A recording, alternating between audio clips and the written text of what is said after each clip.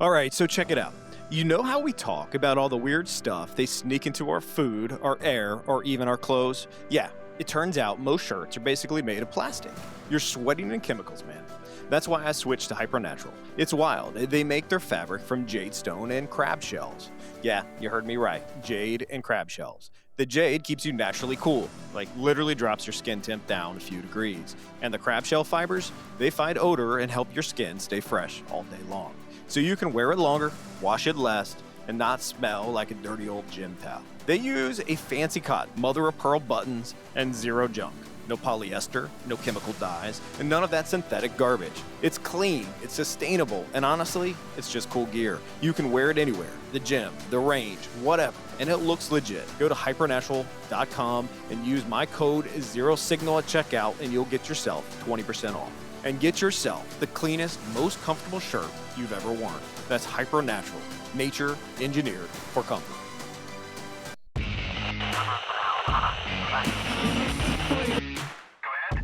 You're tuned into Zero Signal, a show about what they won't say and what you're probably already thinking.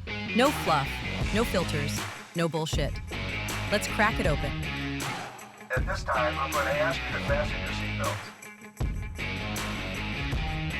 Welcome back to Zero Signal. I'm your host, David, and I'm sitting here with my co-host, Jay. Tonight, we're pulling back the curtain on a war most people only see in the headlines or on Netflix shows. We're talking about drugs, cartels, dark web markets, and the kind of decisions that get made far above our pay grade. My guest spent nearly 3 decades on the inside. Brian Townsend is a retired supervisory special agent and resident agent in charge with the Drug Enforcement Administration. He started as a street cop in Joplin, Missouri, and then spent 23 years with the DEA chasing traffickers in places like Corpus Christi, Little Rock, and Springfield, where the official mission was simple: stop the drugs and dismantle the networks. At Quantico, he wasn't just teaching tactics, he helped build DEA's leadership and development training program, shaping how an agency over 10,000 people thinks about power, influence, and control. Now on the outside, Brian's still in the fight, just without the badge. He's a law enforcement training coordinator with the Mid-States Organized Crime Information Center. He runs Eagle 6 training, and he founded Only 2 Milligrams Incorporated, a 501c3 nonprofit focused on fentanyl and the opioid crisis that's tearing through America's communities. He also serves on the board of Drug Enforcement Association of Federal Narcotics Agents, and he's been featured on Fox, CNN, and across media whenever someone wants to understand what's really going on with illicit drugs, transnational crime organizations, cryptocurrency, and dark web marketplaces. This is the kind of guest who's seen the parts of the war on drugs that never make it into the press, the part that, if you didn't have the case files, might sound like conspiracy theories.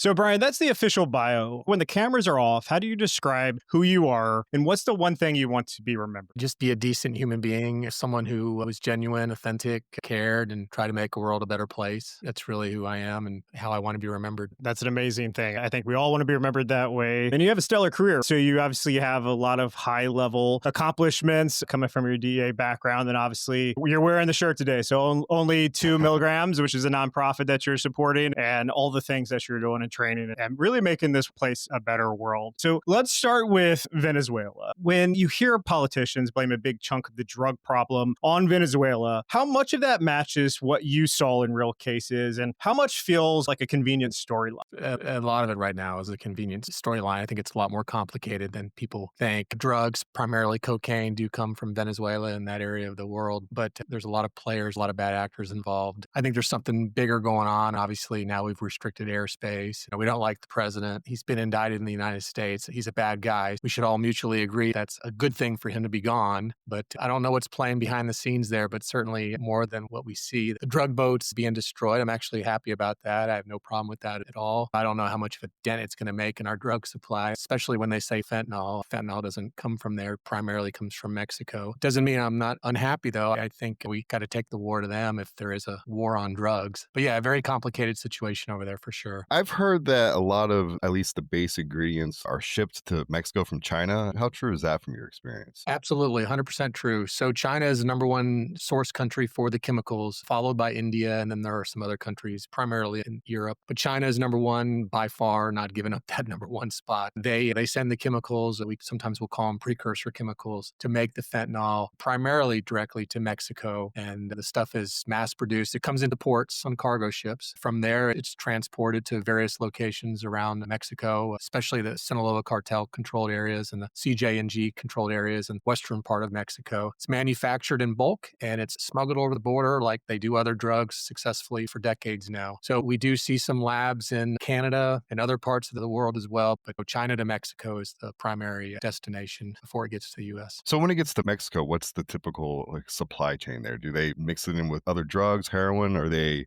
just cutting it up and repackaging and shipping it out? Or is there some sort of process that they do over there on the Mexican side? Primarily just the manufacture of the fentanyl itself. They've really controlled that, just like they have methamphetamine since the early 2000s. They have a great pipeline, unfortunately, of precursor chemicals to manufacture this stuff. And they make it in bulk and they smuggle it. And it's usually in powder or pill form when it's smuggled. And now it does get into our heroin, it does get into our cocaine, it does get into our methamphetamine. I could make a pretty good case that's primarily done in the United States by the traffickers. Not that it's not done in Mexico, but we know a lot of traffickers in the United States are involved in that as well. Interesting. Yeah, when I was in law enforcement, when the fentanyl crisis really started breaking out, or at least when I started seeing it, you saw a lot of the heroin addicts that overdosed because fentanyl was getting mixed in with the heroin. And what is it, 1,000 times stronger or something crazy amount that it's stronger and it's causing these kids, others to overdose on it, which is a very sad situation. Yeah, if you look at the overall overdose numbers, I like to call them drug poisonings because I think you could make an argument that most of those folks weren't looking, probably none of them were looking for fentanyl, especially in the early 2010, 2015 time range. They were looking for heroin.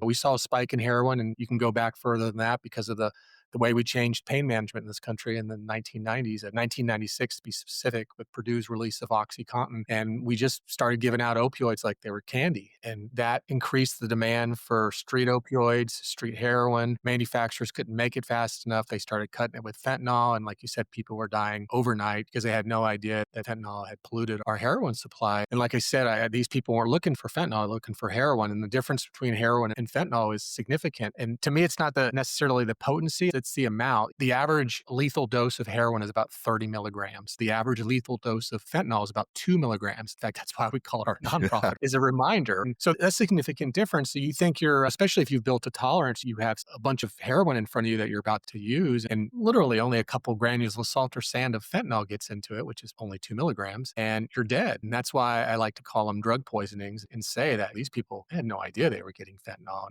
And the number of people dying in this country just exploded, absolutely exploded overnight. At the height of it, 2 years ago, we lost 105,000 people. And dive deep into those numbers, 75% because of one drug, fentanyl. Last year, thankfully, we saw a reduction to 80, 82,000. I don't know the exact number yet. But again, if you dive deep into those numbers, same thing, about 75% because of fentanyl. And the only reason we've seen a reduction is because of drugs like naloxone or opioid reversing drugs that have made their way on the street. Yeah, when I was getting out of law enforcement, I forget the name of the device, but it basically reversed the symptoms. They gave them to every cop that was out on the street, and you would inject somebody if you thought they overdosed on heroin. Narcan, naloxone. Yeah, Narcan, that's the word I'm looking for. Yeah, Narcan. Yeah, that's the brand. So do you think this new war on drugs, like taking out the Venezuelan supply boats, do you think that's helping reduce drugs that are reaching this country, or is it just a show of force? No, I think it's helping. I really think there needs to be a holistic approach to what we're doing. I hate the word war on drugs, and not that you said anything wrong. I say it all the time as well, because when we hear that, we're waiting for an end. And I don't know that we'll ever have an end. And the reason is because we have a demand. And this is simple economics. If there's a demand, there'll be a supply. Do I think it helps? Yeah, absolutely. And I think we need to do more of that and step that up. Go after these large scale traffickers and transnational criminal organizations. Go after these traffickers that are killing people with fentanyl. But at the same time, we need to increase awareness and education and figure out, like I said, more of a holistic approach. We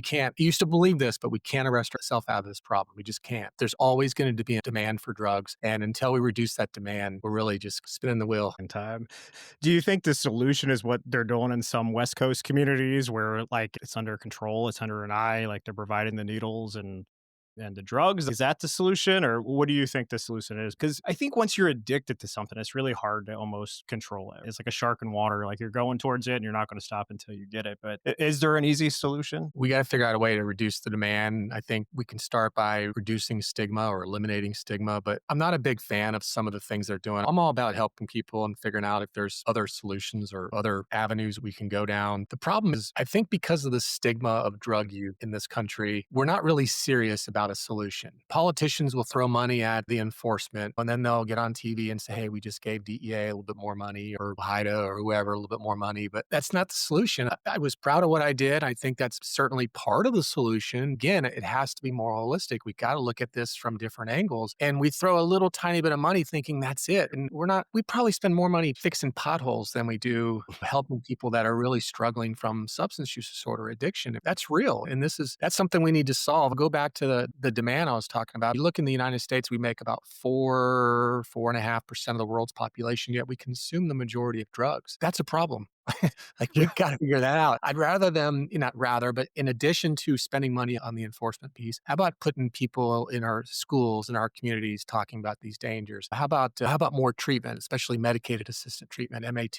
But back to the original question, when we're only given a little bit of pot of money and then somebody says, we're just going to go buy needles with it. I don't think that's a solution. I think it's a Band-Aid and at best. And I'm not a fan of the needles. I'm just not. I know people are probably going to write in and criticize me or you all now. But yeah, did it slow the AIDS and other problems? Yeah, absolutely. And that's not a bad thing. I'm actually not 100% opposed to needles. I tell you what I am opposed to is field test kits for folks that are using drugs. And the reason is because they provide a false sense of accuracy to people. We talked about how little fentanyl it takes to kill you. And I can tell you example after example of people, especially young people who, here's one right here. I was talking to a family member out in California who lost her niece to a counterfeit Adderall pill. Two girlfriends were having a little slumber party and they bought a counterfeit Adderall, thought it was real, split it into three pieces. We're talking a little tiny pill. Yeah. And she never woke up after taking this piece. So they would have got let's say a tester or something like that and tested some of the pill. You have to destroy the entire pill to tell whether or not it's accurate or not. And now that pill's gone. How about the batch? Just because that one pill was negative doesn't mean the other pills in that batch are going to be negative. It's just, I don't know, when I hear about these organizations just putting all their apples in the one basket, it's just frustrating because we have a limited amount of apples. And Yeah. we need to be smarter and more efficient about it. When I was in law enforcement, right, the field tests, they were enough to be able to make an arrest, but they weren't enough to bring it to the court and to sustain the case because they weren't always 100% accurate. And if I remember correctly, maybe things have changed. It's been a long time since I've been in law enforcement now, but for the case you're describing, there is no field test. I think we use meth field tests to try to bring it to test positive, but I don't remember there actually ever being a field test for Adderall or what have you. There are field tests for fentanyl now, and I'm actually excited for the use of those in law enforcement community because that, like you were saying in your application, it gave you enough to charge them or at least arrest them, and then you'd wait for the lab report before anything formal came. In fact, I work with a company out of Ohio that just made a fentanyl wipe, which is pretty cool. It looks like a Perel wipe. It's like a 5x8, and once it touches any surface, pill, or anything that has fentanyl, it instantly changes color. Yeah, I think that's pretty neat. And there's a lot of products on the market, the True Narcs, the Raman devices. But my point is, I don't have a problem with law enforcement using this. I think the application makes sense because we need to know. You're on the street, you need to know whether or not this substance is meth, cocaine, marijuana, whatever. But from a user aspect, I think it's a false sense of security. And I know of one story where some young people bought a pill for everyone and then one extra pill that they tested. And that pill tested negative. So they all thought, we're good to go. This one's negative. And one of the children died because his pill wasn't negative. And that's the dangers of putting all our eggs into one basket, thinking that these are going to save people. And I don't know. I have problems with that. So they're coming out of a high-class manufacturing facility for normal pharmaceuticals. Exactly. The last couple of labs I went into, both of them had blenders. One of them had a sifter, literally a sifter. Wow. Where they're just sifting this stuff together. There's no quality control. So correct me if I'm wrong. I'm looking at your bio and it said you spent 28 years in law enforcement. 23 of those was with DEA. What made you want to leave the street grind and hop over to the DEA? Was there what you saw in the streets? Was there a particular incident or was it just a passion? It was a passion. So I grew up in Northern Virginia outside of Washington, D.C. And I'm not going to say that I grew up on the streets, but I certainly didn't grow up with a silver spoon in my mouth at all. I saw what drugs were doing early on in my life to people around me and it bothered me. And I I made a decision actually when I was in high school that I wanted to work in drug enforcement, but we didn't have the internet. I had no idea what that meant. And the funny thing, it was at a career fair at my high school and the DEA was there. I was just down the street from Quantico, Northern Virginia, which is unheard of. They don't typically go to colleges and stuff. And there was two guys there and they were talking about DEA. I had no idea what Drug Enforcement Administration was, but I was like, wow, this is what I want to do. And I just was able to, I got lucky and just kept that goal in mind and became a police officer, loved it, absolutely loved it, learned a lot about myself, learned that no one ever takes responsibility, everyone lies. And there's a lot of evil people out there who do incredibly horrible things to other individuals. But I did that for 5 years and then was fortunate enough to get a spot with DEA. Yeah, that's the dream. A lot of people shoot for it. It's comparatively, I think there's only 10,000 people or something in the DEA. So it's a hard spot to get in, and most people retire out once they get locked into that gig. Yeah, it's just not too bad. Yeah. Whereabouts in Northern Virginia do you grow? I'm actually located in Northern Virginia. Okay, I was in Prince William County in the Woodbridge, aka Hoodbridge area. Yeah, they still call it to that day. Yep, That's very cool. Yeah, that whole area down there, and it's just gotten worse and worse. But yeah, I worked in Fairfax County as a law enforcement officer. That I finished my career in Leesburg. I started a while back at Cincinnati, so I took a little bit easier route when I came to Northern Virginia. But know that area, partnered with that law enforcement agent out there quite a bit as well. That's awesome. Getting back to Venezuela, because I know a lot of people are just super interested in this topic. But have you seen it show up in your work, like cases leading to Venezuela, prosecutions that you work? Trying to understand, like, I don't understand it, like how Venezuela really plays into it. You usually hear about Mexico, you hear about Colombia, you hear about some of the South American countries, but you generally don't hear a lot about Venezuela. So have you seen it shown up in your work? Yeah, there are tons of DEA cases that tied back to Venezuela. Like I said, their president has been involved with trafficking for a long time and cartel de sons. There's so many links to drug trafficking in that region of the world, specifically cocaine. Like I said, I think there's something greater going on than just the drugs right now politically. But DEA's worked a plethora of cases in that region. Me personally, no, I wasn't assigned down there. Most of our cases in the U.S., domestic, if we had an international connection, it was 99.9% of the time it was Mexico. And even now, the emphasis is still the big two cartels in Mexico, the Cartel Jalisco, CJNG, and the Sinaloa cartel, so CDS. That's helpful. Thank you for that. I'll mention this politically, and maybe I shouldn't, but President Trump just pardoned Honduras former president Juan Orlando, and that one puzzles me.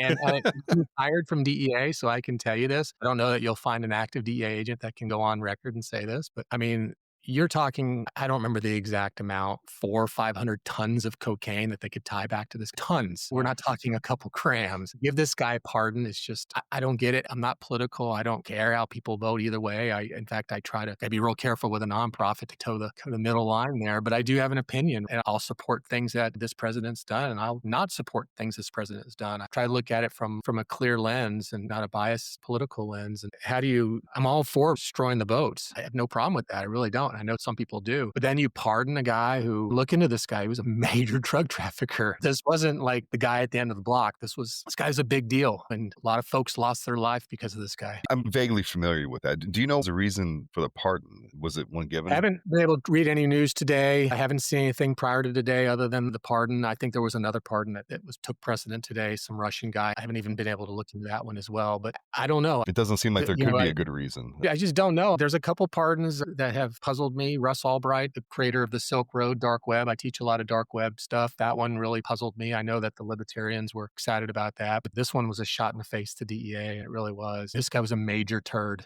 So you bring up the dark web. In your experience over your career, how much of a role does the dark web play in drug trafficking? It's played quite a bit of role. A lot of folks, not just the dark web, but social media itself, a lot of folks, it's easy to buy dope online. The days of going to seedy neighborhoods and trying to pick out the drug deal, that happens, certainly. But it's so easy to go online and to Snapchat, the Meta platforms, Facebook, Instagram, and find dope. It really is. The dark web is the criminal marketplaces. I don't know if you've ever been on those marketplaces, but within 30 seconds, you're online into those marketplaces. You can have that dope delivered directly to your home. And just the volume of packages being shipped all around the world is just too overwhelming for law enforcement canines or FedEx, UPS, the delivery services to actually stop it. But yeah, it's prevalent. And it's interesting. I teach, especially usually almost always to law enforcement when I talk dark web. And I've seen this evolution where the criminal marketplaces really took off, especially after Silk Road. That's why I was against the pardon of that idiot. Sorry. No, it's all No, you're good. good. And there were a couple exit scams on the dark web and a couple other things. And what I mean by that is, let's say the three of us got together and developed our own marketplace and we got it up and going and we let people buy and sell drugs and murder for hire and guns and child porn and all the other disgusting stuff online. And then all of a sudden we just pull the plug and all that money that's sitting there, especially all the crypto that's sitting in the escrow, we run with it. And it's usually millions of dollars, literally millions of dollars. And it's interesting. The deeper I dove into that and even started speaking to folks who were involved in this criminal side, it really eroded the trust of the dark web. And there's still a lot of folks that use it. I'm not going to be naive and think that it's get away with criminal activity. But because of that, and at the same time, because of the advancements of technology, encryption, the apps that are right on our phone, we're seeing an increase in illegal criminal activity on apps like Telegram. That's a big one. Discord. We see some stuff on Discord, Kick, just some of the apps that use the encryption and have these little private message boards. It's incredible. And people find these message boards and they buy their illegal contraband all the time. So it's not only the dark web now, it's just literally right on our phone as well. You're right. Now, how much influence does the cartel have or play in the dark web? Is it limited? I assume it's maybe someone maybe purchasing direct from the cartels and then they set up their own app. Is the cartel heavily in the dark web or how does that work? Yeah, from my experience, my perspective, it's going to be more of we're supplied by someone at a high level, and maybe I don't know how many levels above them would be quote unquote cartel member. But like I said, let's say the three of us decide to sell dope online. We have a good hook, we have a good connect, but as long as we're getting what we need, then we can be successful selling dope online. The cartel itself, sure, I'm sure there's some members here and there, but from my experience, it's mainly just they're just part of the supply chain. They're just the wholesalers, pretty much. They're not involved on the retail side so much. Yeah, exactly. Yeah. Now, you mentioned crypto in one of your statements. Yeah, I think maybe it's the regulations changing in this country, but for the most part, it's fairly anonymous. In your career, how often did you run up against trying to have to deal with that? Towards the end of it, quite a bit more in our investigations, we were seeing links to cryptocurrency. In fact, I remember the last year of my career, we had a pretty high level drug trafficker who was using his money to get into coin mining, where he actually had a pretty impressive rig, a small building full of computers, and it was all dope money. It was all dope proceeds that was funding this. But yeah, the last few years or more, I think that's been pretty prevalent in a lot of really big investigations. It's just another form of currency that's easy to move. It's the days of moving duffel bags worth of cash still happen, but it's a lot easier for me to just hit a button on a computer and now you have $1 million sitting on your computer that you can off to your wallet and go from there. But yeah, it's definitely a lot more prevalent. And the problem is I've really seen the learning curve for law enforcement behind the learning curve. When I've seen it myself, investigators will say, oh, cryptocurrency, and it's just way over their head and they're just intimidated by it and they don't give it the time they need. And it's thankfully we're starting to catch up. We're starting to learn what this is and how we can be successful in investigating it. And that's one of the things I talk about, especially to patrol officers and investigators at police departments and sheriff's offices is what do you do when you get these calls, especially the fraud calls? We can show you how you can, there's software out there like Chain Analysis, TRM Labs. There's a bunch of companies out there who look at this raw data on the Explorer sites and they figure out where the money is moving and try to identify it in exchange and give law enforcement a fighting chance to seize that money and hopefully recover it for the victim. But anyway, more and more cryptocurrency for sure.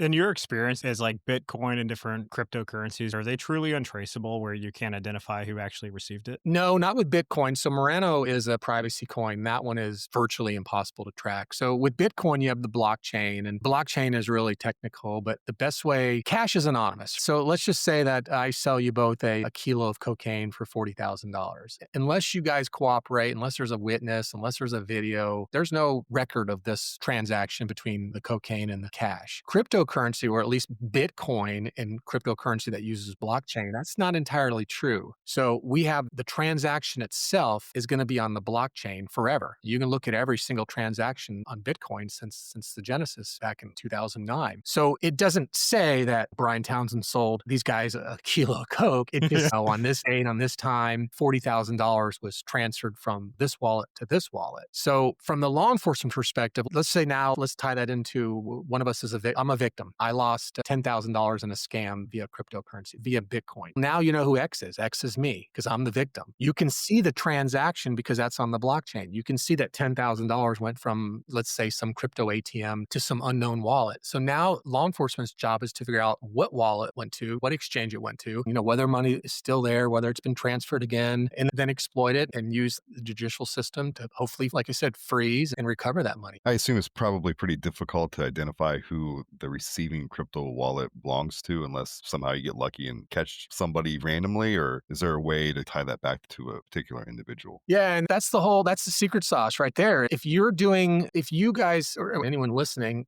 is involved in cryptocurrency and you use a wallet, a custodial wallet, Coinbase, Robinhood, Binance, crypto.com, there's a million of them out there. They're like banks. So if right now we go to, I don't know, what's a national bank, like Bank of America or Wells Fargo or something like that, you can't just go in there and say, oh, my name is Joe Blow, give me an account. They're going to want your driver's license, probably a pint of blood, and your firstborn. They're going to want some things. Guess what? The cryptocurrency exchanges have to follow the same laws, the BSA, the AML, the money laundering laws. It's called Know Your Customer, KYC. So if you right now, you go online and you go to, I don't know, let's say Coinbase, you develop an account, you have to prove who you are. You have to upload your driver's license, things like that. So now we have ways to trace that money because, like I said, that money is on the blockchain, or at least the transactions on the blockchain. So if we can trace that transaction to Coinbase, to wallet number 123, then law enforcement can contact Coinbase and say, okay, we need to know who the owner of wallet 123 is. And because they have to follow the law, they're going to have your information. Now, obviously, criminals know that, and this can get really technical, but hasn't already, but there's exchanges in North Korea or Russia. Of course, they're not going to follow or be compliant to U.S. law. So if we contact them in North Korea and say, hey, we need to know the owner of wallet 123, they're probably going to tell us to pound sand. Are you seeing this as a major part of the drug trade, or is this still like an emerging market and like crypto still very new for them and still cash is king? Cash is king, absolutely. Because at the end of the day, let's say I'm a drug trafficker and all my transactions are in cryptocurrency, coin or whatever. I can't go to the club with Bitcoin. Yeah. I can't get hookers and blow with Bitcoin. I have to convert that to cash at some point. But at the end of the day, cash is king, especially to drug traffickers. So we all know Mexico's government's heavily infiltrated by the cartels. Have you seen that pop up in the United States, particularly on border towns like in Texas, Arizona? I often wonder, because the reach is fairly broad, especially sharing the southern border with us. Have you had any busts or heard any stories about politicians, maybe not necessarily someone in the Senate or Congress, but maybe local politicians on the border towns being corrupted, influenced, controlled by the cartels in any form? Yeah, we have. I got to be careful here.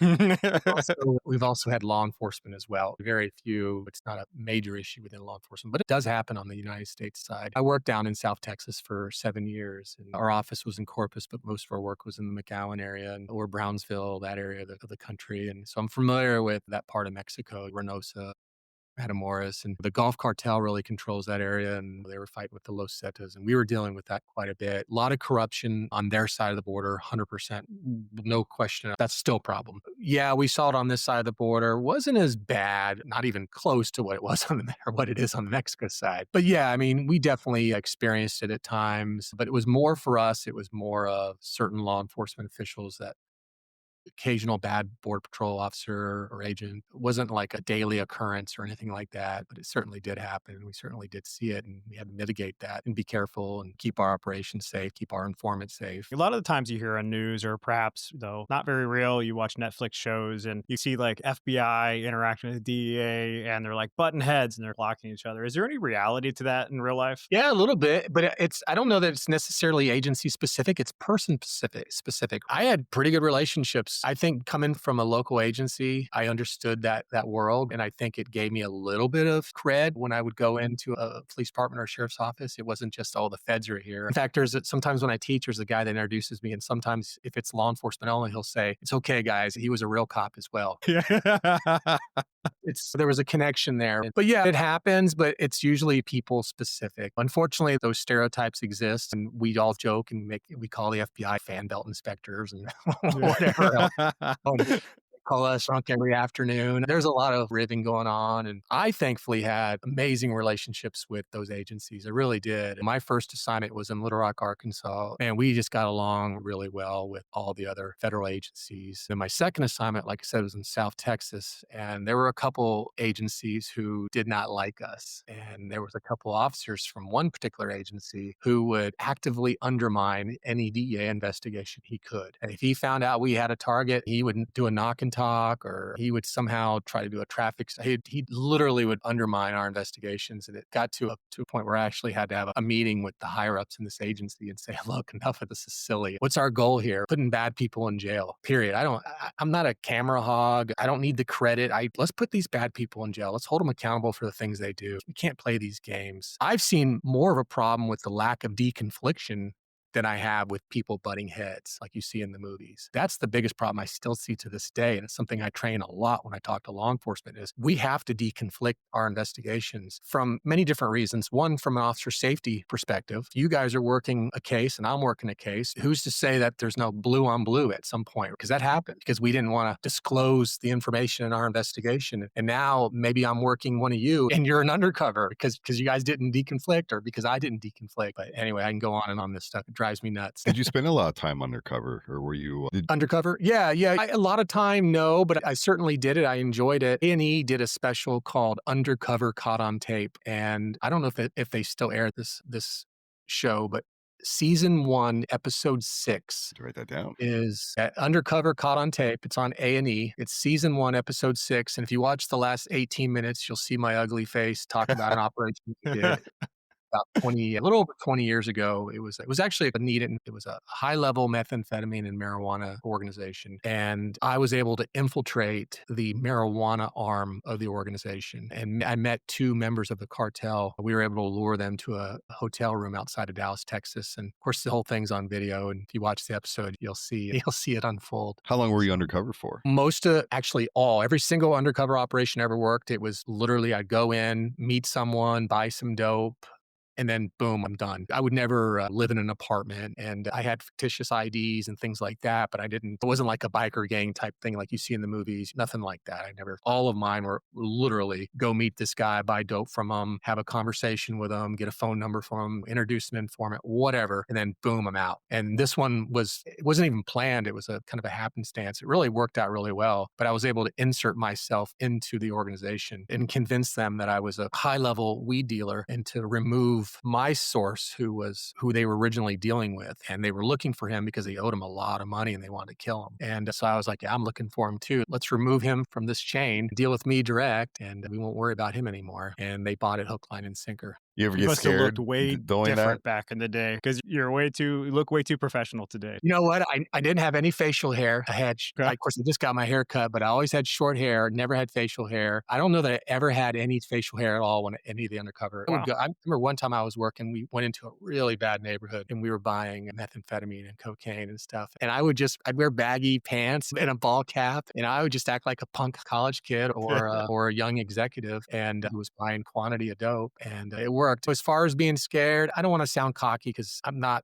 Superman, but I really trusted my team and our operational planning. That's something we're really good at DEA is we really think about how things can go wrong, how shit can go bad fast. And we try to mitigate that. Not to say that we don't get in shootings and bad things don't happen, but I just had an amazing team around me, surrounded myself with really professional people, and we just planned very well. So I felt very confident in these situations. Yeah, it's important. Sometimes in the local law enforcement, especially when I started doing narcotics at the local level, sometimes it was just a radio and a gun and you'd go out. Like we're talking many years ago and starting to work with the FBI. I don't know if I ever actually worked with the DEA before or not, but definitely extensive with the FBI. And their planning is super extensive and they have tons of resources at their disposal. And you always feel confident when you went out with those guys because you had all the tools to play with. And it was good. The only thing I hated doing with the FBI, and I can tell you, maybe DEA is much like this, is search warrants. Because as local cops, we go in, we tear up a house, we're trying to find what we're looking for. FBI's, no, you got to put everything back to where it belonged. And I'm like, no. One of the first federal search warrants we did with FBI, even the entry was, please, let me come in. And they had a warrant. And that's where else my boss was livid because he was like, the most dangerous thing we've ever done in our life. Because we're sitting there all tacked up, ready to hit the house. And they're literally knocking on the door. And I get it. We have to knock and announce. Time was going. And that was the last time we ever did that. Yeah. Yeah, they spent so long. Like, I would just leave them at the scene. Like, our search warrant was executed. We were done. They're like trying to pick up. I'm like, yeah, I got better stuff to do. I'm out, guys. You enjoy. They're pretty thorough, though. I give them that. I Yeah. remember one time we actually had a meeting, my last office, and we were like, we think we're missing stuff because we're going a little too fast. We got to figure this out a little bit better. We always had room assignments and things like that. You take the northwest corner and blah, blah, blah. But yeah, the FBI, of course, they probably had 18 people just dedicated per task. Yeah. Their crime scene techs were great too. So we Oh. use them sometimes. You're absolutely right. They are. So tell us a little bit about your Eagle 6 training. What's that all about? Yeah, so I retired from the DEA in 2022 and I started Eagle 6 Training, and it's a training and consulting business. And I do training and consulting, primarily leadership, and not only law enforcement, but outside of law enforcement as well. I've always had an interest in training and teaching, speaking. It's just always been a passion of mine. I was always the guy, even early on in my career, where they would say, hey, the Rotary Club needs someone to come talk about DEA for 30 minutes. I'm like, oh, can I do it? I just love doing that stuff. And I had an assignment at Quantico, DEA Quantico, for about 3.5 years. I was in charge of most in-service training and actually got to start the leadership and development training unit for DEA at the academy. And I'm real proud of that. I'm proud of the work we did. I had an amazing crew of folks that worked with me, and it just, the fire was already going. And then once I was there, I knew this was going to be my post-DEA journey. And I left DEA when I could. I'm on the board of directors for the Agents Association. Still have a lot of friends there, but started Eagle 6 training, and it's been great. Training is hard. I can tell you that. The numbers are a lot lower than they used to be. And it's not just me. A lot of trainers are having the same problem filling rooms where you used to have 30, 40 guys in a room from local agencies. Now you get 15, 20. But anyway, that's a whole different wax there. That's staffing problems there. Yeah, I was going to say, why is that? Because I remember back in my law enforcement days, signing up for in-service training was like awesome. You get to pick some great programs, learn some cool stuff. Yeah. Why is it down? Staffing. There has, over the last 5 or 6 years, there's been a backlash at law enforcement. I think most people love law enforcement, but most people don't come out and say that. And when somebody does something stupid, it makes the national news, and then you have protests and whatever else. But just, there's a lack of people. I'm sure when you applied for your job, you probably had hundreds of people looking for that one position. Same with me. We tested every 6 months. You could have 0 spots. We still tested, and we'd always have a couple hundred folks out there. Now it's complete opposite. There's some funny videos online where you'll see, hey, that application you put in 10 years ago, we're interested in you. Can you come on? What? I've been in prison for the last 7 years. It doesn't matter. On it. And that seems like reality.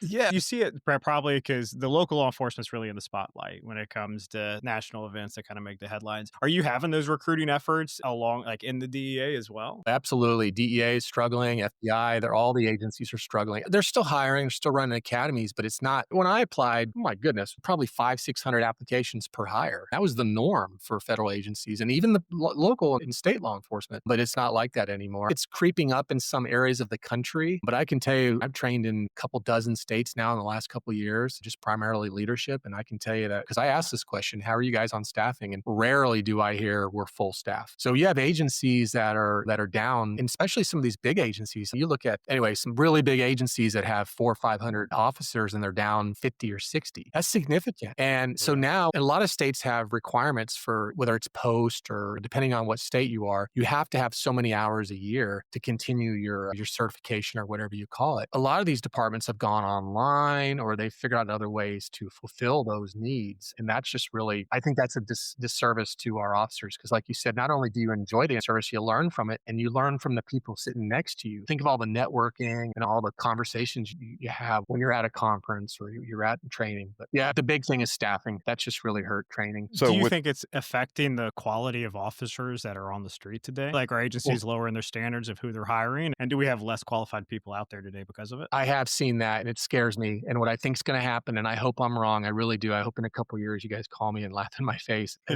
think in a couple of years we're going to see some real bad incidents as these people continue to climb up in their agencies because they're not qualified. They're promoting, they're going to recruit the same type of people that they are. A lot of agencies have really not increased. They're allowing certain criminal histories to come in. I don't know. Every so often I hear a department say, we've actually increased our standards. And I think kudos to you do a good job, but you got to find other ways to recruit people, recruit talented people. Yeah, because your officers today in 10 years are going to be your lieutenants, your captains, potentially your chiefs of police running those organizations. That gets a little bit scary if you get the wrong people in place. It is, right? Yeah. But others, I do a lot of leadership training, and some of it's for specifically for law enforcement. And I can't tell you how many young lieutenants and captains, and I'm not saying they're not qualified or they're incompetent, but come on now, 2 years and you're a captain. Wow. It just, That's I've crazy. seen that a lot, and Wow. it's crazy. It really is. You got to put some time on. You got to know. You got to figure out how the sausage is made before you start running the company. Yeah, like they say, experience is the best teacher. That's a little scary if you don't get the experience. Absolutely. So, I in your agree. Eagle 6 trainings, are you outside of the leadership part, are you training best practices, introducing new technology to whoever contracts with you, or how's that work? Yeah, I'm really focused on the leadership, and I really I keep my leadership instruction very simple. I really truly believe that leadership is simple. It's just something we choose not to do. And I have three concepts or principles. Leadership is intentional.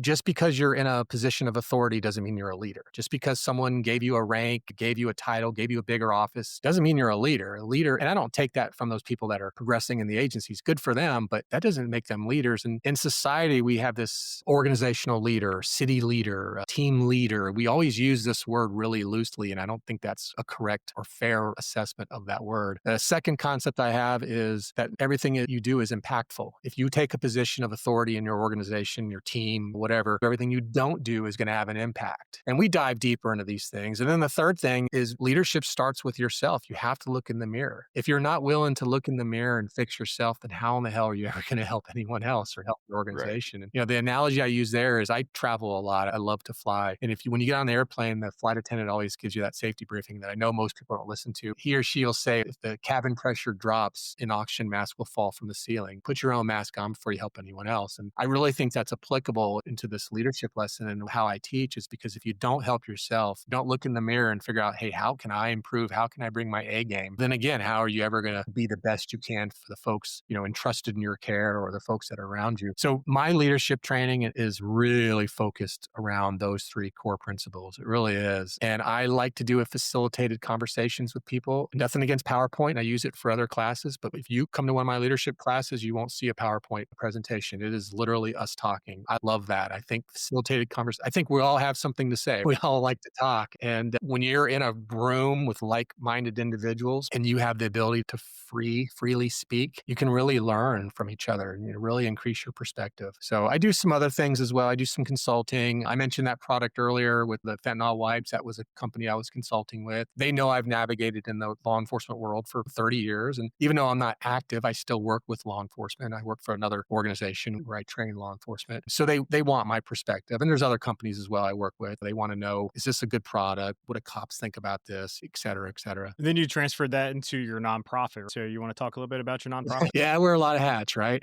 Yeah. Busy guy. I am.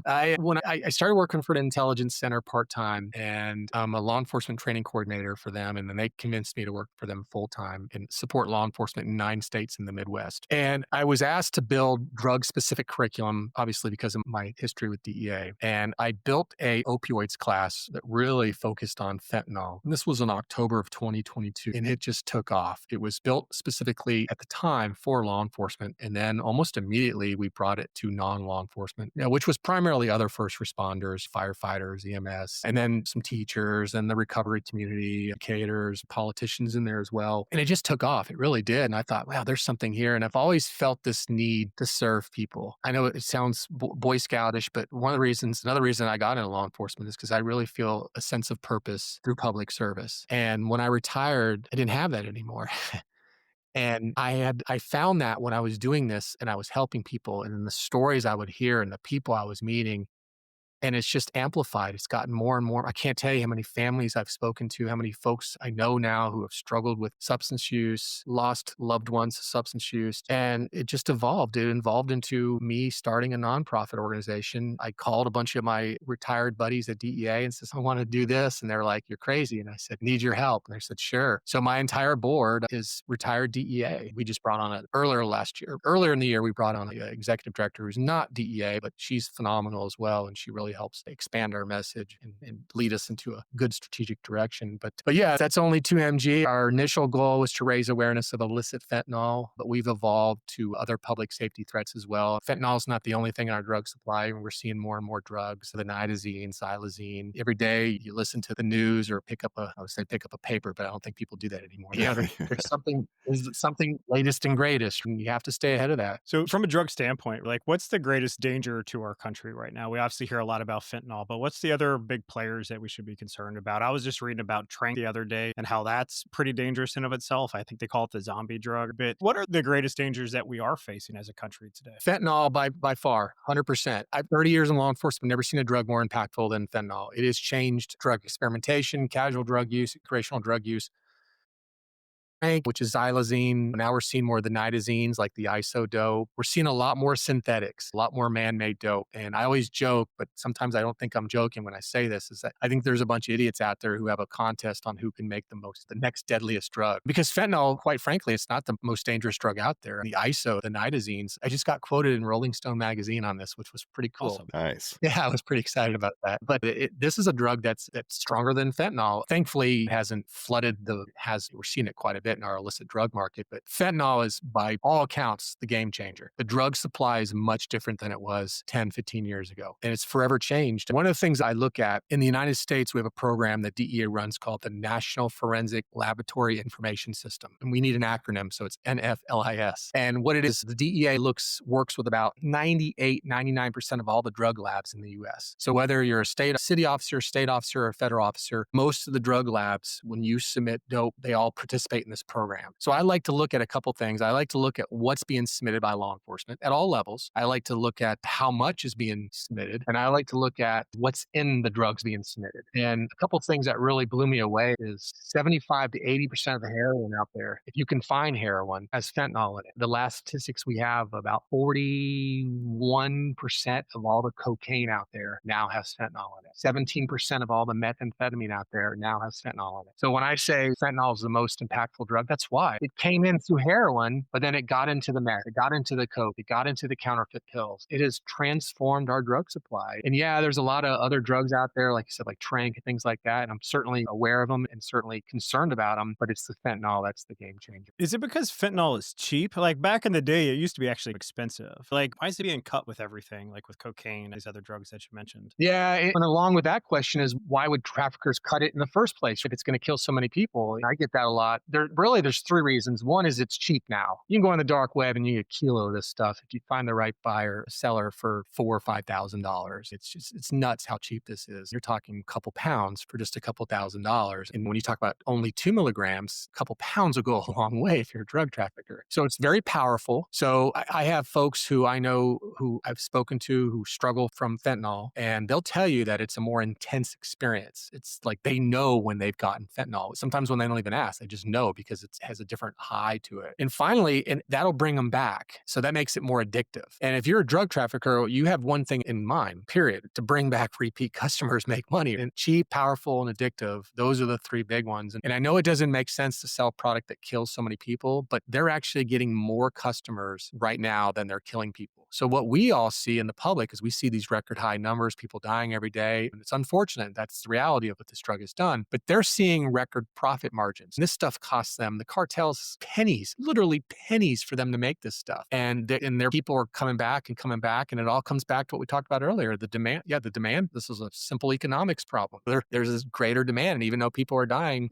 there's always going to be traffickers out there. Yeah, in my experience, it seemed like it was a floodgate because for a long time in law enforcement, you really never saw fentanyl on the street. But it's just someone can flip the switch and it started showing up and everything. It was a pretty intense experience to witness that as it came on. Because as you said, people started ODing on this stuff. But yeah, it was really weird. It just seemed like it was a floodgate. It wasn't a trickle. It was definitely a storm in my career. Yeah, that's how we all feel. And it was really about 2015, 2016 that we just, boom, it just hit us. And it just was everywhere. And then all the information went out and the officer exposure, which is we know now is a myth. So just all kinds of stuff happening at the same time. Very overwhelming for law enforcement and for society in general. Now, in your opinion, now this gets a little bit conspiratorial. I know the cartels have a vested financial interest in keeping repeat customers, but do you see it as like non-linear warfare from China to supply the cartels and then bring it up to the United States? I do. And you think about it, if you look at the demographics of who's dying at the record numbers, war-aged men.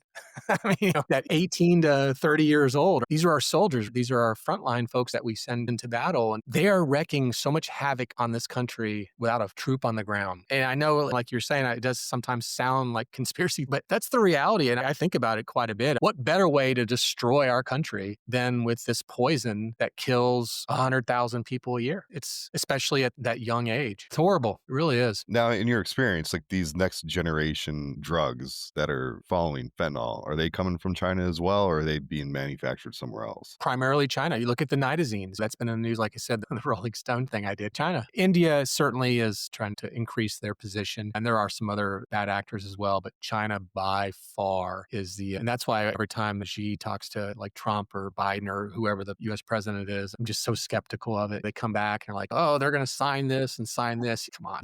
Whatever he signs is garbage. Let's just face it. You can trust it as far as you can throw. Now, in the next 5, 10, 15 years, do you see these next gen drugs replacing fentanyl, or do you think fentanyl's the worst of it? I don't know that it'll replace it, but I think we're going to continue to see it. Some people feel like fentanyl is crack in the 80s and the different escalation of drugs historically, where you see more of it in the news and things like that. I don't know that fentanyl is going to go anywhere because it is so cheap for them to manufacture and it is so powerful and addictive. I think we'll continue to see other drugs. As crazy as this sounds, I think the drug traffickers realize that they do. Look at carfentanyl, for instance. Carfentanyl is way more powerful than fentanyl. And every so often you'll hear about carfentanyl out there. And I used to follow this all the time. I still have access to a lot of sensitive bulletins from different law enforcement agencies and HIDAs and things like that. And every time I would see hey, whoop, whoop, carfentanyl has made it in this geographical area of the United States. I used to make phone calls to folks I knew, whether it was DEA or local narcs. I'm telling you, every single time within a few days, it would take care of itself. Nothing that the law enforcement did. And I'm not making fun of law enforcement, all really good people, but the traffickers, I always say that there's this crazy algorithm. Yes, a lot of people die from fentanyl, but they're making a lot more money. Fentanyl is like when 118 people die on a Tuesday night. That's not good for business. So they police it themselves. So I do think there'll be more and more of these synthetics and drugs coming on the market, but I think they have to be careful that they don't overdo it. From our perspective, people are like, they're overdoing it with fentanyl? They're really not. From our perspective, they are, because a lot of people are dying, but they're making more money. And as long as that money outpaces the death, then they don't care. And they have to balance that. I know that sounds weird, but that's the reality of what they do. And they adapt really well, and they don't have laws. They don't have morals. They don't have values. They're good at what they do, and they've been doing it for decades. Yeah, they don't want to kill off their customer base too fast. Not too fast. Not too fast, just a little bit.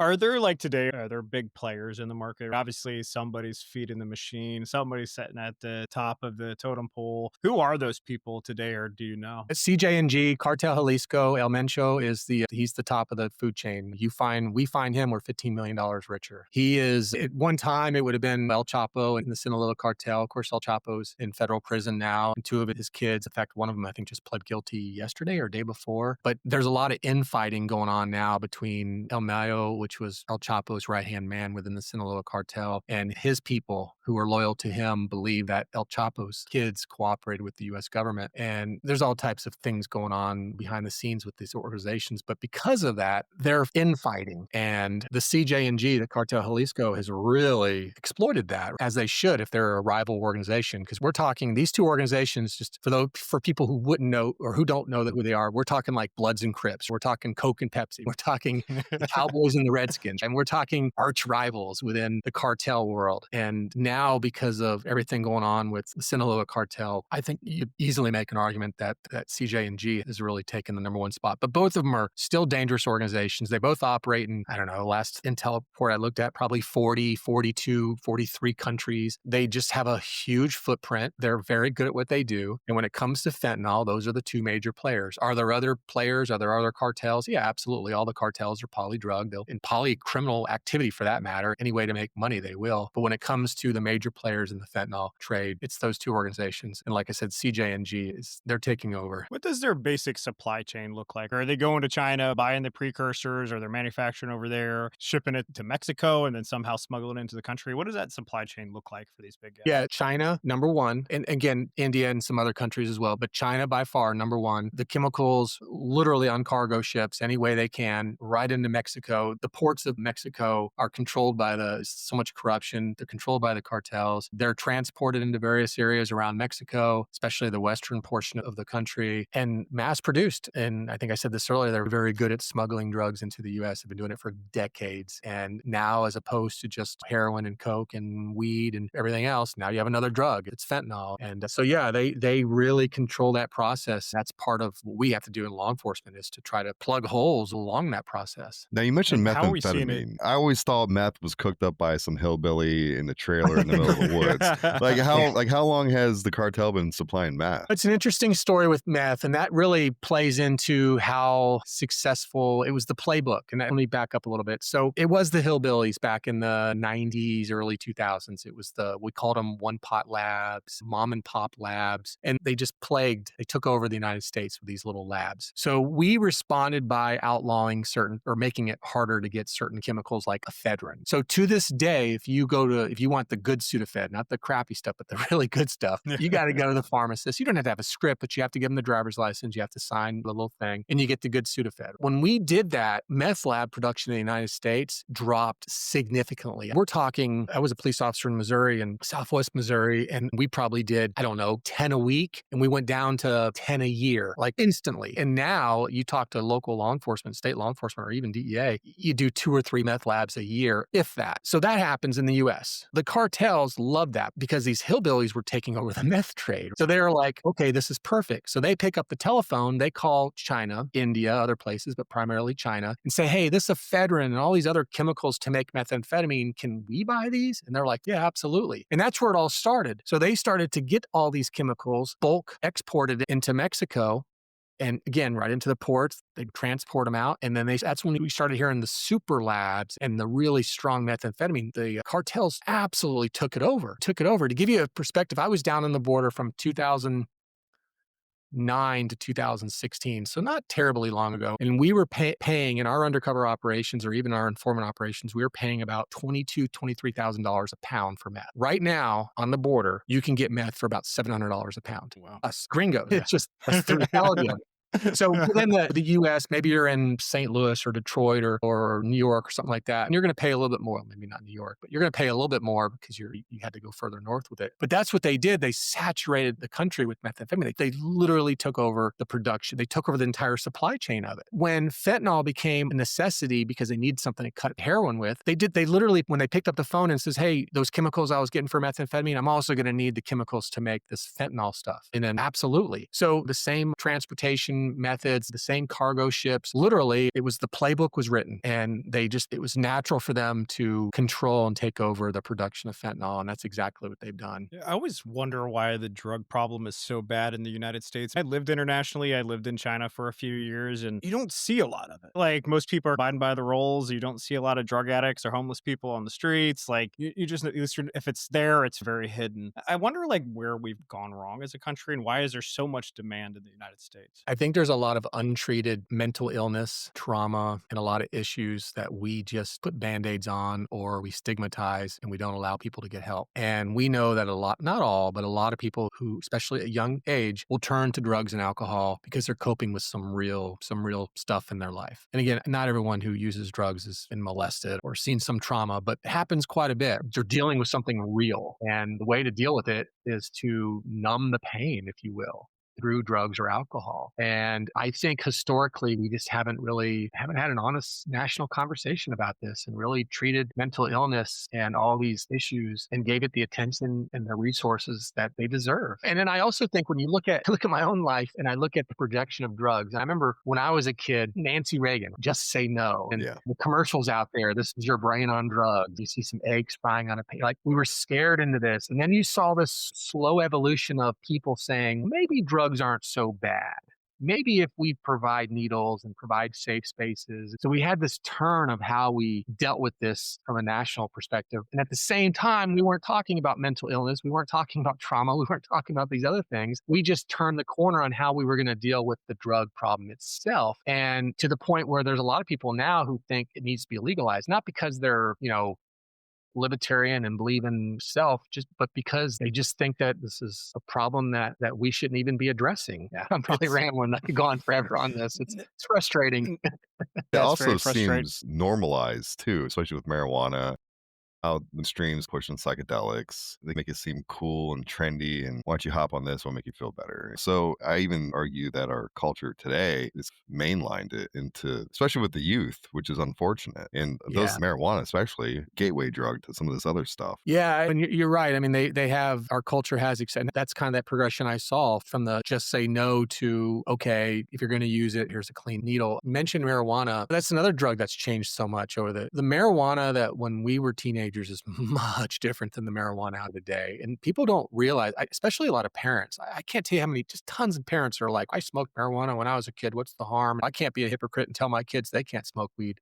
Let me tell you, the weed you smoked when you were a kid, not even in the same ballpark. You're talking, if you were a parent in the 1990s, you're talking, I don't know, 3 to 5% THC levels. Weed that our kids are smoking nowadays is 30% or higher. And if they're using vapes, the concentrates are 95 plus percent. It's incredible. So we're seeing an increase in depression, psychosis, anxiety, all the things that we were told that this was going to solve. We're seeing an increase in, and it's a hot topic. I'm sure I'm going to get an email. My son's got glaucoma, and this is the only thing that can make him feel better, right? And it's ridiculous. It's absolutely ridiculous. This is a changed drug. It really is. It's not the same. When I was in high school, you'd have to smoke 15, 20 joints to what the equivalent of marijuana today. I would welcome anyone to just look at the THC levels. And isn't there a brand now called Not Your Dad's Weed? It's in drinks, That's a good it's name. in vapes, it's everywhere. It's everywhere. And you can't find the mids, the Reggies. You can't, good luck. Yeah. Really hard. And that's why some people will tell you, especially older folks who, let's say you smoked weed when you were in high school, now you're older, they'll just take one puff or even a half a puff. You know what I mean? They'll do the whole Bill Clinton thing. I didn't inhale.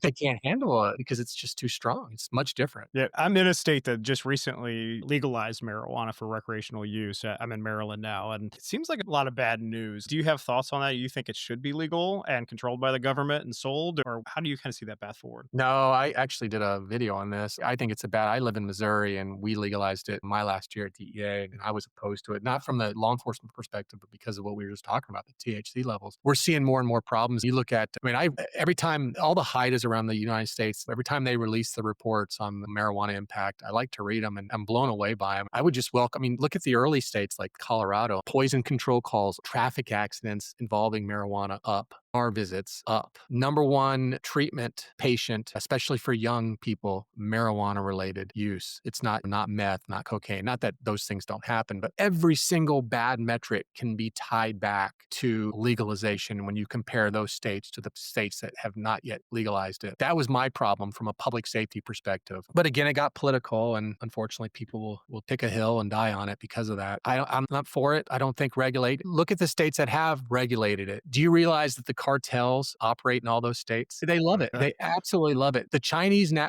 transnational criminal organizations, they control, absolutely dominate the legal marijuana market. Dominate it. They exploit the laws. They use strawmen as they'll use us to be the owner on paper. They're destroying the environment on the illegal grows because they won't get permits for them, or if they do, they'll exploit it. They'll say we're going to grow this, and then they'll end up growing 8 times as big. Especially over the last 4 years, they brought a lot of illegal Chinese nationals into the United States to work these labs. They literally handcuff them to the walls and make them slaves. They turn them into indentured servants to work these labs. It's incredible what's happened behind the scenes. All we say is it's a safe drug, legalize it, tax it. We spend more money right now in all those states. In Maryland, I don't know when you guys legalize it, but you're going to see the same thing. Mark my words. You're going to spend more money on the related social and healthcare costs than you do any tax revenue that this generates. We're already seeing that in Missouri. It's only been legalized for 2 years now, 3 years now. It's Colorado's seen the same thing, but I'd love to see it reverse and states go back, but it's too late. The cat's out of the bag. Yeah, I'm not a big fan of it, but mainly because it's not just even stuff you smoke that you can stash away. Kids can't figure out how to really smoke it, but they're gummy bears and cookies and like anything you could think of that has the high levels of THC, which are very toxic if little ones get into it and they just think it's a gummy bear and they want to eat candy. I'm going to real quick on that. You know what pisses me off about that too is look at the packaging. Next time you're at one of those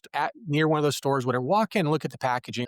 It infuriates me because they're mirroring Cheetos bags or Twizzler or Star. They literally look like the real thing. If you're an adult and you want to use this stuff, I always tell people this and they always laugh when I say it, but use it. I don't care. You're an adult, whatever, but put it in a brown paper bag or something like that. Don't put it in a bag that says Cheetos instead of Cheetos. Wow. Yeah, It's no, just, you're right. it's absurd. And that goes to the people that are marketing this stuff and they'll be like, it's legal. Yeah, it is legal to market like that, but I think it's unethical. And I don't know how you sleep at night when you do that.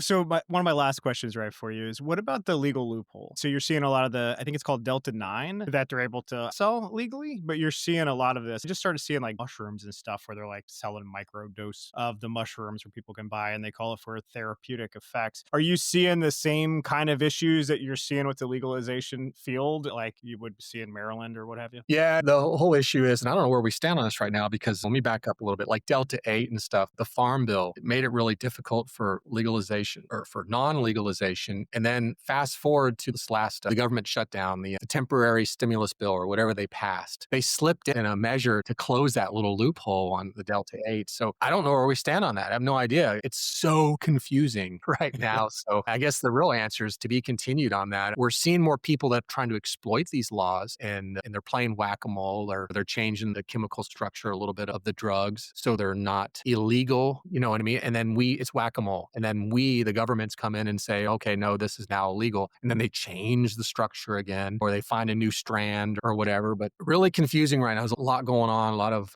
problems with it. Yes. So my last question, if you were the man up top, the president, how would you attack this problem? I'd throw a lot more. Money is not the solution for everything. We see that look at education. We just threw billions of dollars and we still have piss poor education in a lot of states. But I do think, going back to my original thoughts on the war on drugs, if you will, there needs to be a holistic approach and we need to look at the treatment part. We need to wean people off the drug. Like with heroin, it was the methadone clinics, and now we're seeing the Suboxone and the other drugs. But it has to be in contest with or in connection with treatment, like the cognitive behavior. Why is this person using drugs? We can wean you off all day long from a physical, to make your brain not want the drug. But if you're dealing with some real crap in your life, we got to deal with that as well. We got to make sure that, okay, now you're clean, quote unquote, but you still are dealing with some demons that we need to help you with as well. So I think that's one of the things that I would do is I would certainly increase our resources and our ability to do that and help people do that and not just people who can afford it. Getting in front of people and making people aware. It's what I do with only 2mg, especially with young people. I think that's critical and I think we need to do more of that. I think I can tell you from my own perspective, most parents won't have these conversations, unfortunately, or they won't come to these presentations because they don't want people to think that their family has a problem. That's the biggest reason I've had for parents not coming, because if we're caught there, someone's going to think that something's going on in our house, which is absurd. But anyway, I would certainly increase the resources, the tools and resources for that as well. And the enforcement part, I think we're certainly doing what we can, going after money, going after these supply chains, these distribution networks. We need to ramp that up as well, especially at the highest level. We have the cartels. They're really on the offensive right now, more so than they've been maybe ever. We need to keep our foot on that neck and just take it off. And I suspect that those cartels will fragment into other organizations. There's always going to be a need. You kill one snake, 6 more pop up. But we need to continue to disrupt and dismantle these organizations and make it difficult for them to operate. And at the same time, get the people help that they need to prevent that demand for the drugs. Brian, where can people find you and reach out to Eagle 6 or only 2 milligrams if they want training or resources? Yeah, only 2mg is ONLY2, just the number 2, and then mg.com. And I do 3 presentations right now. Right now, it's only myself. I've had one other instructor who's done some local stuff, which is awesome. Eventually, we want to scale this and I have a ton of retired law enforcement folks who want to work and want to get into schools and want to get into communities and spread this message. Problem is, we just can't afford it. This is a very difficult space to fundraise in. Really is. People just don't care. We'll digress here a little bit, but little side note. I said, what if someone dies on the street who's struggling with drugs, has an addiction? And what if that person had a pet, let's say a dog? What if we took ownership of that dog and rehomed it? We would probably raise millions of dollars. Yeah. If there's no dog involved, people don't care. They just don't. There's a stigma to it. So anyway, back to only 2MG. Because of that, I'm primarily the only instructor. I do 3 presentations. I do what I call my flagship. It's a 4-hour presentation. I know it sounds like a long time, but I really dive deep into fentanyl, everything about fentanyl. Done it 125, 130 times. I don't know, 30, 40 states right now. I have some of the organizations I work with, some of the businesses I work with who are interested in the drugs, but they're more interested in the leadership. I developed a 1-hour lunch and learn for them because they're like, look, Brian, I don't have 4 hours to give you, these C-suite executives and stuff like that. I'm like, can you give me 1 hour? And the cool thing about that is I've actually had some of these folks come to the 4-hour because they're so overwhelmed by the information. And then I have one that I'm proud of them all, but this is one I really enjoy doing. It's a 1-hour presentation I call Shattering Dreams, and I do it for young people. I've done a lot of high schools and a lot of colleges, and I hope to do more and more of those, especially in 2026. And that's when I reach the young people. It's 1 hour is perfect if they'll give me an hour. Sometimes schools are like, no, you got 20 minutes, buddy. Wow. And I'll take 20 minutes if I can I'll take 2 minutes if I can get 2 minutes. But 1 hour is my sweet spot for that. Contact information's on there. We don't charge. If the organization can afford it, then great. Make a donation because that'll help us. One of the things that I wanted to do early on, I'm proud of, is I didn't want money to be a barrier. I don't do this for money. I'm probably the only person in this space. In fact, I think I'm the only person with a nonprofit who hasn't lost a direct family member to fentanyl. I do this because, as I said earlier, it gives me a sense of purpose. It helps me and it helps other people. And I truly believe that you got to be a person of action. If you really want to make the world better, you got to go out there and you got to get off your sofa and just do it. You got to put your mouth where your mind is, where your words are. That makes sense? Yes, sir. It's a great mission. It's a great mission. Yeah, so I don't have a money tree. I wish I did, but I do self-fund a lot of what I do, or I use Eagle 6 training. I pretty much wipe all my Eagle 6 training profits out so I can travel. Because if someone calls me and says, we really want you to come out and do a presentation, I'm not going to say, I'm so much money. If you can't afford it, then no, that's not the conversation. I do not want money to be a barrier. I've said that from day one, and I still hold strong to that. I will find a way. If an organization, a school, whoever wants me to come out, I will find a way to fund it, whether I pay for it myself or whether I find a client. Anyway, that's what I do. From Eagle 6 training, the same thing, Eagle 6, just the number, training.com. If you're interested in training or in leadership or more consulting, happy to work with you as well. Awesome. But we really appreciate, Brian, spending a good time with you today. It's been a fantastic conversation. And I think we learned a lot, right? Between myself and my brother and our audience, I think we learned a lot of information today. But we really appreciate you joining us here on our show. Yeah, thank you, guys. I appreciate the opportunity and look forward to rewatching it. Heck yeah, brother. Keep up the good work, man. This is some good stuff. This is amazing. Thank you. Appreciate it.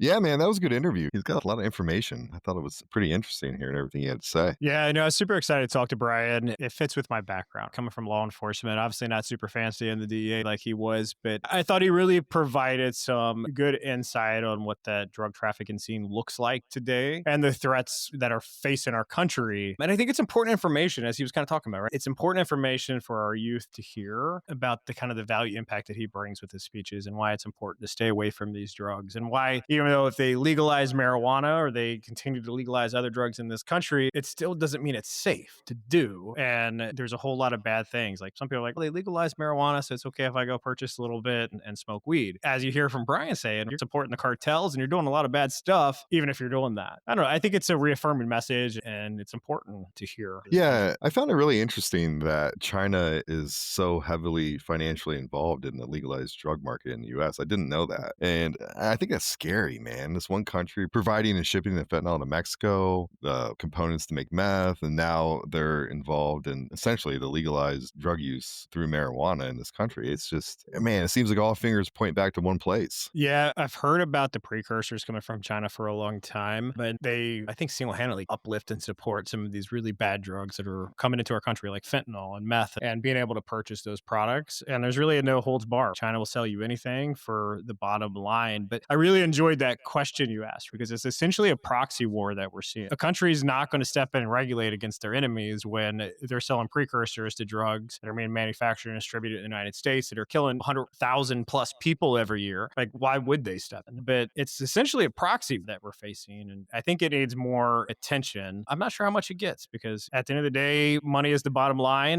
How many pockets are lying that's voting yay or nay against some of these initiatives? Yeah, I always wonder. We always talk about the almighty dollar and how many politicians are being paid off to pass legislation, not to intervene, just to kind of let stuff to keep flowing through. The United States of America, man, like we're super high tech. We have all kinds of surveillance. We know where all the ships are coming and going. Nothing's a mystery. And it's almost, this is the conspiratorial side of me coming out, but it's almost like it's being allowed to happen. Guys like Brian fight the drug war. And as we know, the federal government determines how many agents and what their budgets are. And sometimes I think these guys are fighting with one hand tied behind their back. Oh, 100%. It's nonstop. The ground level people are really doing the right things. Like when you talk about people like Brian, who were DEA agents, and they're out there to do the good work, make a difference. You can see how his career really transformed. Like he retired, but he's still out in the public eye trying to pass on the good message. At the end of the day, a lot of these federal law enforcement, the heads of them are essentially elected officials. So they are carrying a political message down. You see a lot of that with Kash Patel. He was just an attorney that runs the FBI now. Not saying he's a bad or a good guy or indifferent about him, but they come in with administrations. And when Trump leaves office, whoever the next president may be will bring in their own person to run these organizations.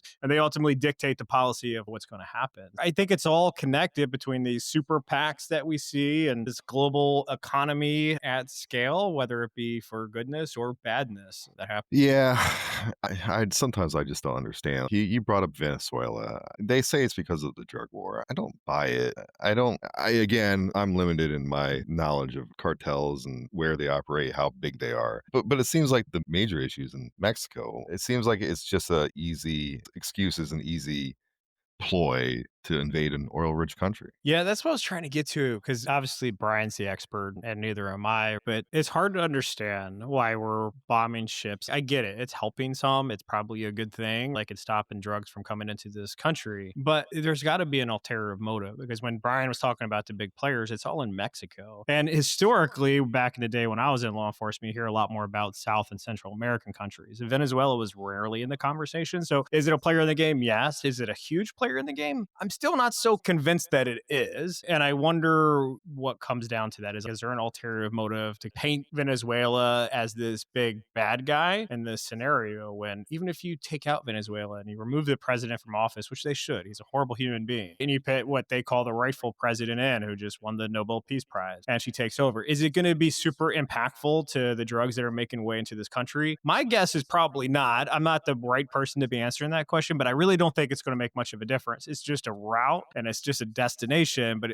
ultimately they're just going to bring it in from somewhere else. Like and obviously they're manufacturing the bulk of it into Mexico. So I don't know how much of a difference it actually would make, even if we achieve the ultimate end game there. Yeah, man, I just think it's another battlefront in this global war. Like you have Ukraine, Russia.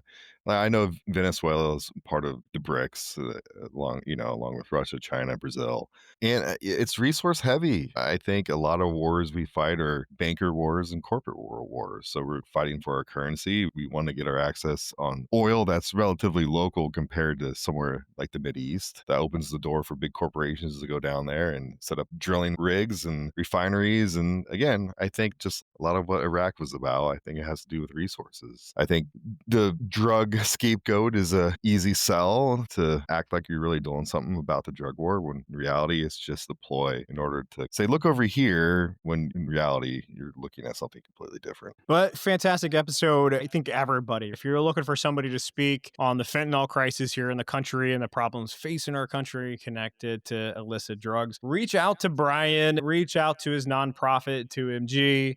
obviously doing a lot of good work. Give them donations, man. This is good work. And I thought it was almost a little bit funny when he says people don't want to show up to these seminars because they're afraid if somebody spots us in the audience that they're going to think somebody in my family has an issue. And I laugh about that. Is like, if you go to church, are you possessed? No, you're just trying to learn about the topic. Like you're trying to gain more information. So don't let that stop you from showing up to one of his presentations. Obviously a very smart man, very well versed in this topic, and he can help you. As fathers, as strong fathers that we are, it's important to have all of the information that you can to arm yourself, because you don't know what hurdles your children are going to face in the future. And the more details you have to combat this very scary problem that's facing our country, the better off you yourself is going to be, and the better off your children are going to be, because you've taken the opportunity to learn this information and from a true like gold source about it. So yeah, take them up on it, man. Email them, send some donations his way. They're doing really good work. Yeah, I agree. Yeah, donate.